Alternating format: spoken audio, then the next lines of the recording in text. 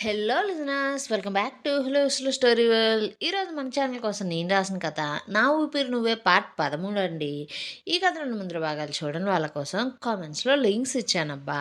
అలాగే ఛానల్లో అన్ని కథలకు ప్లేలిస్టులు కూడా ఉన్నాయబ్బా. కొంచెం సబ్స్క్రైబ్ చేసుకొని చూస్తూ కథ నచ్చినట్లయితే తప్పకుండా లైక్ చేసి కథ ఎలా ఉందో ఓ చిట్టి కామెంట్ కూడా రాయండి అబ్బా. మరి మనం కథలోకి వెళ్ళిపోదామా? కల్పన, ఫజీరా వారిద్దరి ప్లాన్ ప్రకారం దీపను కిడ్నాప్ చేయిస్తారు. దీప అడవిలో కనపడకుండా పోవడంతో విద్యార్థులందరూ తిరిగి హోటల్కి రాగా నవీన, పద్మిక దీప గురించి చాలా ఆలోచిస్తూ కంగారు పడుతూ ఉంటారు. మరోవైపు అడవిలో కార్తిక్ దీపను రౌడీల నుంచి తప్పించి తీసుకుని పోతూ ఉండగా కొందరి రౌడీలు మళ్ళీ వారిని పట్టుకోవడానికి అటాక్ చెయ్యగా వారితో కార్తిక్ ఫైటింగ్ చేస్తుంటే దీప కూడా మీదికి వస్తున్న రౌడీల వైపు సూటిగా రాళ్లను విసురుతూ ఉంది. అయితే అప్పటికే దీపను ఎత్తుకొని పరిగెత్తుకు రావడం, ఇప్పుడు తిరిగి రౌడీలతో ఫైట్ చేయడంతో కార్తిక్కి అప్పటికే కొంచెం అలసటగా నీరసంగా ఉంది.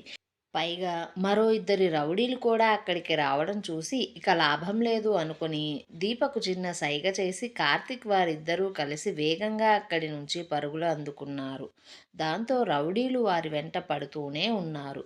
మరోవైపు రవికి ఉమామహేశ్వర్ దీప ఫోన్ కలవడం లేదు అంటూ చెప్పగా రవి మీ ఫ్రెండ్ కూతురికి ఫోన్ చేయండి మావయ్య అనడంతో అతను పద్మకు ఫోన్ చేయగా పద్మ తన ఫోన్ స్క్రీన్ చూసి కంగారు పడుతూనే చిన్నగా ఫోన్ తీసి భయం తెలియనీయకుండా చెప్పండి అంకుల్ అంటుంటే ఉమామహేశ్వర్ పద్మికను పలకరించి ఫోన్ దీపక్ ఇవ్వమని కూతురి ఫోన్ కలవడం లేదు అంటూ చెప్పగా పద్మిక, నవీన ఒకరి ముఖాలు ఒకరు చూసుకుంటూ తడబడుతుంటే కల్పనకు తెలియని ఆనందం వేస్తుంది ఆ పరిస్థితికి వారిద్దరినీ చూస్తుంటే. అయితే పద్మిక భయంగానే వణుకుతున్న గొంతుతో అంకుల్ అంకుల్ దీప స్టూడెంట్స్తో అడవిలోకి వెళ్ళింది. నే నేను చాలా లాంగ్ జర్నీ చేయడంతో బస్లోనే వాంతులు చేసుకొని నీరసంగా ఉండి వారితో అడవిలోకి వెళ్ళలేదు. హోటల్ గదిలోనే పడుకున్నా. మేబీ దీప అడవిలోకి వెళ్ళడం వల్ల ఫోన్కి సిగ్నల్స్ లేవనుకుంటా. తను తిరిగి రాగానే నేను ఫోన్ చేయిస్తా అంటూ ఫోన్ పెట్టేసింది. అది విన్న ఉమామహేశ్వర్కి కొంచెం మనసు కుదుటపడింది. మరోవైపు రౌడీల నుండి తప్పించుకునే క్రమంలో చిన్న కాలువలోకి దిగి అందులో ఉండే చిన్న పెద్ద రాళ్ల చాటున దాక్కుంటూ నానా తిప్పలు పడుతూ కార్తీక్, దీప రౌడీల కంట నుండి తప్పించుకున్నారు. అయితే ఆ కాలువ ఎగుడు దిగుడుగా ఉండడం, దీపకు ఈత పెద్దగా రాకపోవడంతో ఉండే కొద్దీ ప్రవాహం పెరుగుతూ కాలువ లోతు కూడా పెరిగిపోతూ ఉంటే దీపకు ఈదడం కష్టం అవ్వడంతో కార్తీక్ ఆమెను పట్టుకుని స్విమ్ చేయడం కష్టంగా ఉండడంతో ఒక నిమిషం ఆలోచించుకున్న కార్తీక్ ఆమెను మరింత దగ్గరగా తీసుకొని ఆమె చీర పైట పిన్నును తీసి ఆ పైటను వారిద్దరకు చుట్టేసి ఓ ముడిలా కట్టి చాలా కష్టంగా ఆ చీకటిలో ఈదుతూ ఉంటే వెళ్ళే కొద్దీ నీటి లోతు ప్రవాహ వేగం పెరగడంతో ఆ చీకటిలో వారు స్విమ్ చేయడం కష్టమని భావించిన కార్తీక్ ఆ కాలువ మరో ఒడ్డు వైపుగా బయటికి వచ్చేశాడు. ఇంకోవైపు రౌడీలు ఎంత రాత్రైనా కూడా వారిద్దరినీ వెతుకుతూనే ఉన్నారు. అయితే అదంతా డీప్ ఫారెస్ట్ అవ్వడంతో జరిగిన విషయం కల్పనకు చెప్పాలని చూసినా సరే ఎవరి ఫోన్స్లో కూడా సిగ్నల్స్ లేవు. మరోవైపు కల్పన మాత్రం వారి ఫోన్ కోసమే ఎదురు చూస్తూ ఉంది. అయితే అదే సమయంలో కేశవ హాస్టల్కి వచ్చి పద్మికకు, నవీనకు వారింకా కనిపించలేదని చెబుతూనే అక్కడ ఒక నలుగురు కానిస్టేబుల్స్ని ఉంచి మరికొంతమందిని తన వెంట తీసుకుని వెళ్ళి అంత రాత్రిలో అడవిలో వెతకడానికి వెళ్ళిపోయాడు. మరోవైపు ఫారెస్ట్ గార్డ్స్ కూడా విషయం తెలియజేయగా వారు కూడా అడవిలో వెతుకులాట మొదలుపెట్టారు. ఇక్కడ అడవిలో ఒడ్డు చేరిన దీప పరిస్థితి అసలు ఏమీ బాగాలేదు. చాలా నీరసంగా ఇంకా చలితో గజగజ వణికిపోతూ ఉంది. దాంతో కార్తీక్ అతని చుట్టుపక్కల ఉన్న ప్రదేశం అంతా చూస్తూ వారిద్దరికీ ముడివేసి ఉన్న చీర పైటను విప్పి చాలా బలంగా దాన్ని పిండి ఆమె చుట్టూ కప్పి భయపడుతున్న ఆమెకు ధైర్యం చెప్పి ఆమెను ఓదారుస్తూ నేనున్నా కదా దీప, భయపడకు అంటూ చుట్టూ చూస్తూనే ఆ వెన్నెల వెలుతురులో వారికి ఆహారం కోసం చుట్టూ చూడగా ఆ కాలువ ఒడ్డున కొన్ని కొబ్బరి చెట్లు ఇంకా రాలిన కొన్ని కొబ్బరి బొండాలు మాత్రమే కనిపించాయి. దాంతో కార్తీక్ ఇక చేసేదేమీ లేక ఆ రాలిన కొబ్బరి బోండాలను కొన్నిటిని తీసుకువచ్చి వాటిని నేలకు కొంచెం లోతుగా గుచ్చినట్లు ఉంచి బోండం మీద కొంచెం పెద్ద సైజులో రాయిని విసిరి కొట్టగా ఆ బోండం దాని చుట్టూ ఉన్న పీచు ఈజీగా వచ్చి లోపల కొబ్బరికాయను తీయడం అతనికి చాలా సులువైపోయింది. అలా బోండం నుంచి బయటకు తీసిన కొబ్బరికాయను అదే రాయికి కొట్టి ఆ నీటిని ఇంకా ఆ కాయలన్నిటిలోని కొబ్బరిని తిని అప్పటికి వారిద్దరి ఆకలిని తీర్చుకున్నారు. అయితే దీప మాత్రం ఇంకా రౌడీల భయం నుండి బయటకు రాకుండా చుట్టుపక్కలంతా చూస్తూ ఏ అలజడి వచ్చినా సరే భయంతో చిగురుటాకులా వణికిపోతూ చలికి ఇంకా వణుకుతూ అల్లాడిపోతూ ఉంది. ఆమె స్థితిని, ఆమె పడుతున్న బాధను అర్థం చేసుకుని ఆ కొబ్బరి పీచుతో మంట వెలిగించాలని కార్తిక్ అనుకున్నా సరే అప్పటికే బాగా రాత్రి అవ్వడం, పైగా మంచు పడడంతో కార్తిక్‌కి మంట పెట్టడం చాలా కష్టంగా ఉంది. ఒకవేళ అతి కష్టం మీద మంట వెలిగించినా సరే, ఆ వెలుతురుని రౌడీలు చూస్తే వారు ఎక్కడ ఉన్నారో తెలిసిపోతుంది అనే ఆలోచన కార్తిక్‌కి మరోవైపు. దాంతో కార్తిక్ చివరికి మంట వెలిగించాలి అనే ఆలోచనను ఆపేశాడు.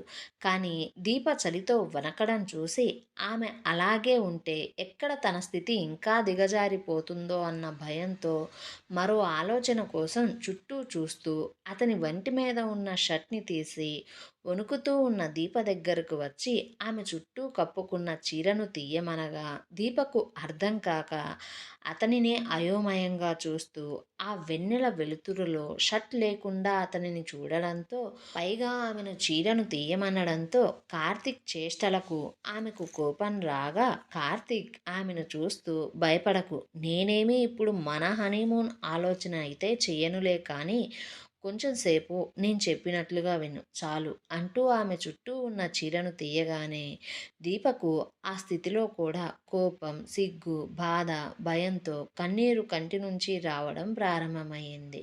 ఆమె నిస్సహాయతకు ఆమె అసలు ఏం చేయాలో తెలియని స్థితికి సిగ్గుపడుతూ ఏడుస్తూ ఉంది. అయితే అది చూసిన కార్తీక్ ఆమెకు మరింత దగ్గరగా చేరి చూడు, మన కలయిక అనేది పెళ్ళి తరువాత మాత్రమే జరుగుతుంది. సో నువ్వు ఇప్పుడు భయపడకు, బుర్ర పాడు చేసుకోకు పిచ్చి ఆలోచనతో అంటూ చెప్పి ఆ వెన్నెల వెలుతురులలో ఆకాశంలో ఉన్న చందమామ అతని ముందు అందాల విందు చేస్తున్నా సరే అతి కష్టం మీద తనను తాను కంట్రోల్ చేసుకుంటూ ఆమె చుట్టూ తన చొక్కాని కప్పి ఎత్తుగా ఉన్న రెండు కొబ్బరి చెట్ల నడుమ ఉయ్యలలా దీప చీరను కట్టి చెట్టు కిందకు దిగిరాగా దీప అతను చేసేది అలాగే చూస్తూ ఉంటే కార్తీక్ నేల మీద చలి పెరిగిపోతుంది కదా దీప. పైగా ఆ చీర కూడా చాలా తడిగా ఉంది. అందుకే దాన్ని అలా ఉయ్యలలా కట్టి ఆరేశా. అది ఇప్పుడు ఒక పొరతో ఉండి చలి పెద్దగా అనిపించదు. పైగా నేల మీద పడుకుంటే పురుగులు, పాములు వంటివి కూడా కుడతాయి.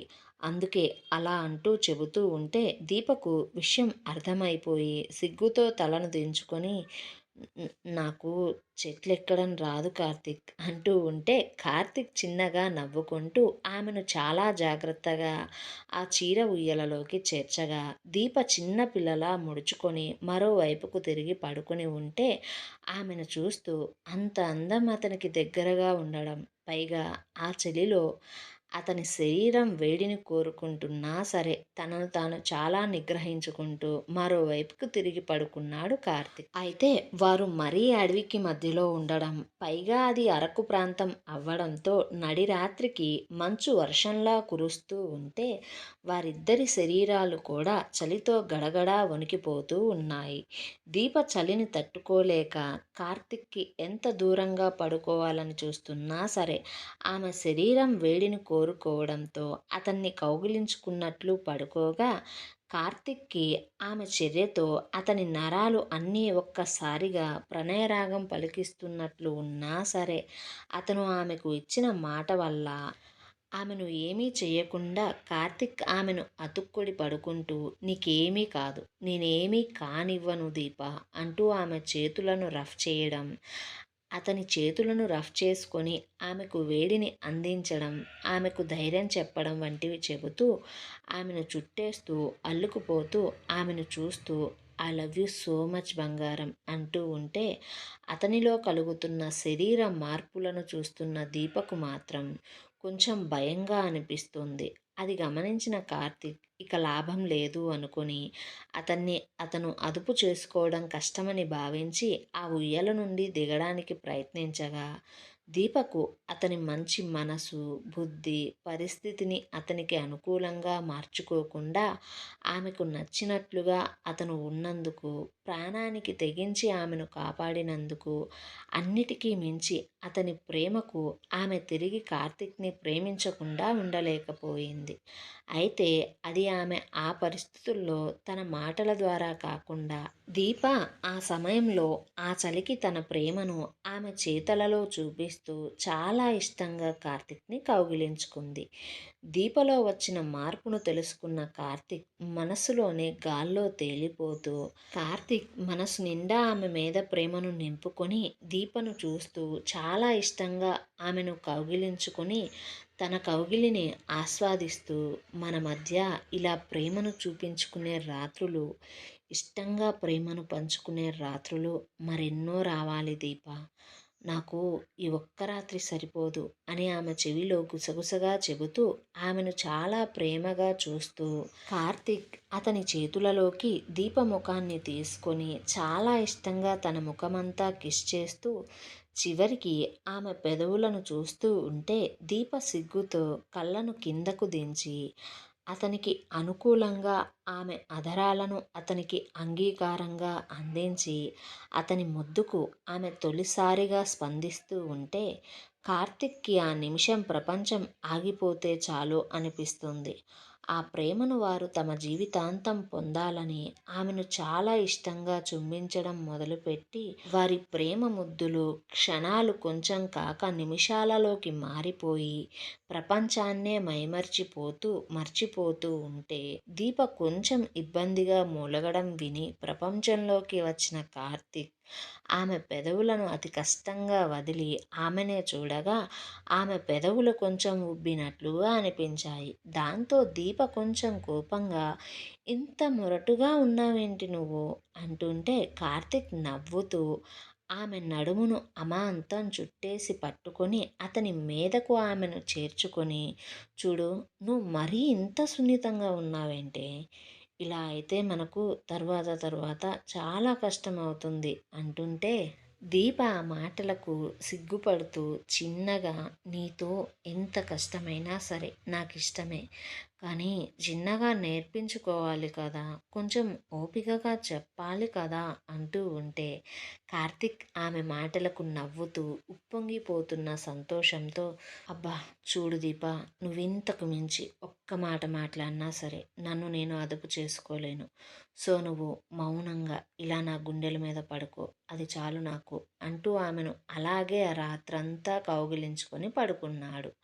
అయితే మరో చోట సువత్సల తన తల్లి ద్వారా దీపను రవికి ఇప్పించాలని భావించి ఆమెతో రవి దీపను ప్రేమిస్తున్నాడని పెళ్ళంటూ చేసుకుంటే తననే చేసుకుంటానంటూ వచ్చిన సంబంధాలన్నీ చెడగొట్టుకుంటున్నట్లుగా తల్లితో చెబుతూ అన్నా వదినలను ఎలా అయినా సరే వారిద్దరి పెళ్ళికి ఒప్పించమంటూ రవిని కూడా పిలిపించి అదే విషయం ఆమెతో మాట్లాడిస్తూ దీప నాన్నమ్మ వీక్నెస్ పాయింట్లను తెలిసిన ఆమె కొద్దిసేపటిలోనే కొడుకుతో కలిసి చాలా ఎమోషనల్గా బ్లాక్మెయిల్ చేసి తల్లి దగ్గర దీపకు రవికి పెళ్లి జరిపిస్తానని మాట తీసుకుంది. మరోవైపు నారాయణ అప్పుడే కోపం, కంగారు, భయంతో కొడుకును వెతుక్కుంటూ ఇంట్లోకి వస్తున్నాడు. మరో చోట ఉదయం అవ్వడంతో ఫజీరా వాళ్ళ అన్న ఇంకొంతమంది రౌడీలతో కలిసి దీప కోసం వెతుకులాట మొదలుపెట్టాడు అడవిలో. ఏమండోయ్ మరిప్పుడు మన ప్రేమ జంట రౌడీల చేతికి చిక్కుతుందంటారా? తన ప్రేమను కార్తీక్ ముందు బయటపెట్టిన దీప ఇంటికి వెళ్ళేసరికే ఎలాంటి పరిస్థితి వస్తుంది? అసలు నారాయణ అంత కోపంగా కొడుకును ఎందుకు వెతుక్కుంటూ వస్తున్నాడు? కల్పన కార్తీక్‌ని పొందడానికి ఇంకెన్ని ప్లాన్లు వేస్తుంది? ఇలాంటి ప్రశ్నల సమాధానం కోసం మన ఛానల్‌ని సబ్స్క్రైబ్ చేయండి. వీడియోని లైక్ చేయండి. కథాకథనం ఎలా ఉందో బుల్లి కామెంట్ చేసి చెప్పండబ్బా కొంచెం.